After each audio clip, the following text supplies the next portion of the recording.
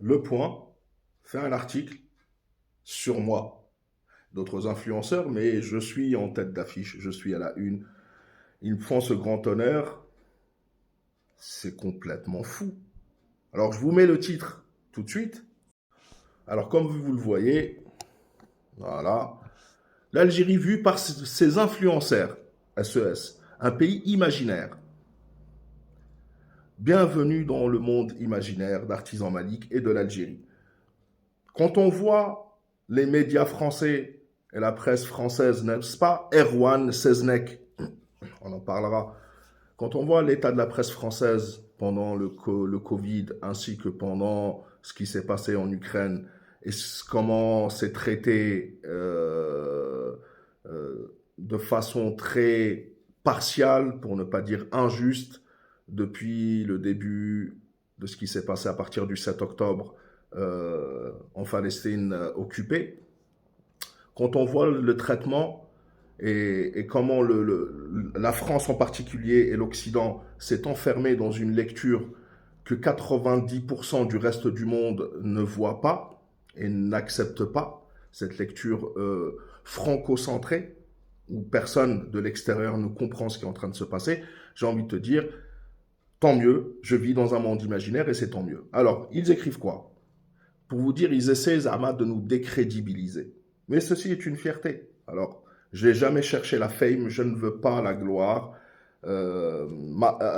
Marwan, j'allais t'appeler. Erwan Seznek, euh, tu as un problème apparemment avec moi, tu me piques, parce que je l'ai lu l'article. Rendez-vous ce soir à partir de minuit à peu près, parce que c'est le ramadan, Erwan Seznek, donc on fait des lives tard sur ma chaîne YouTube pour un live où on lira ensemble tout l'article, tout l'article.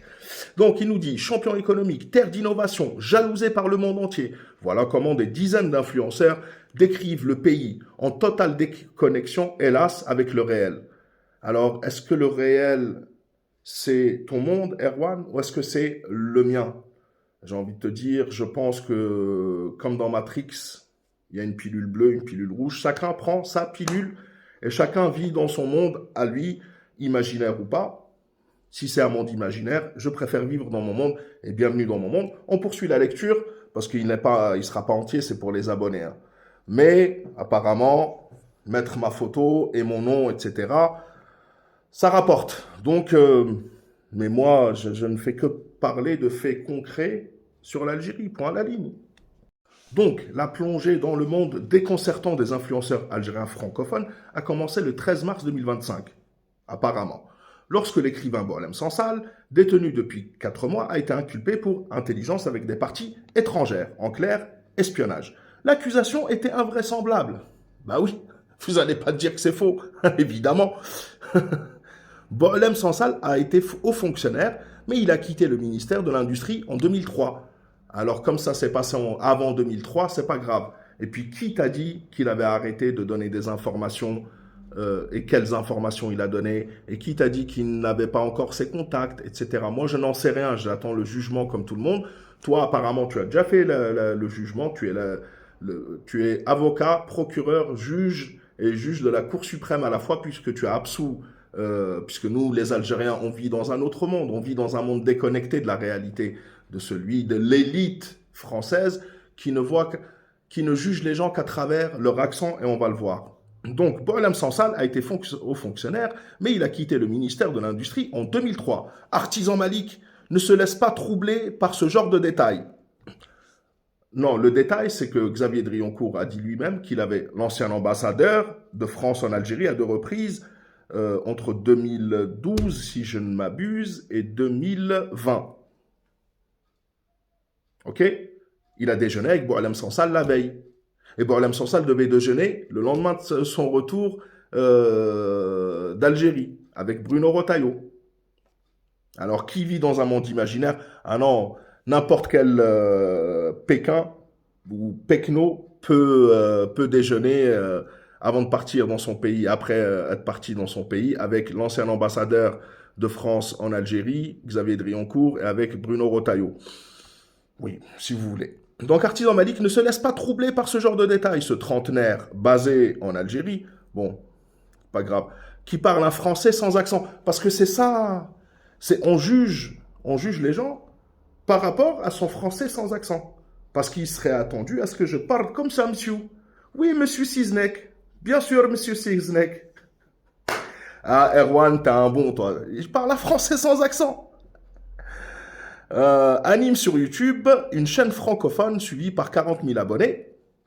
Donc, cette chaîne, elle est totalement alignée sur les positions du gouvernement algérien.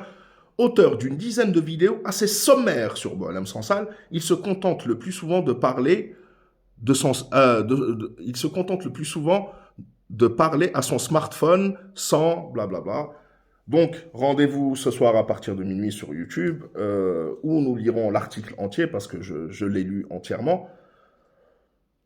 Le buzz. Mais bon, apparemment, si t'es artisan Malik, fais le buzz. Je te le laisse, Erwan. En tous les cas, la patrie ou la mort nous vaincront. Nous ne sommes ennemis de personne. Nous parlons simplement de politique. Comment es-tu venu chercher un petit YouTuber comme moi, ou TikToker comme moi, qui n'a que 40 000... Non, on a 49 000...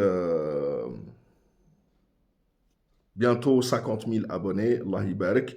Abonnez-vous d'ailleurs tous pour suivre les informations que nous donnons sur l'Algérie, la géopolitique vue d'Algérie, du point de vue algérien ou pas. En tous les cas, chez nous, c'est preuve à l'appui. C'est pas la boule de cristal qui parle. La patrie ou la mort nous vaincront. Rendez-vous ce soir à partir de minuit, comme d'habitude, sur ma chaîne YouTube pour lire l'article en entier ensemble. Salam tout le monde.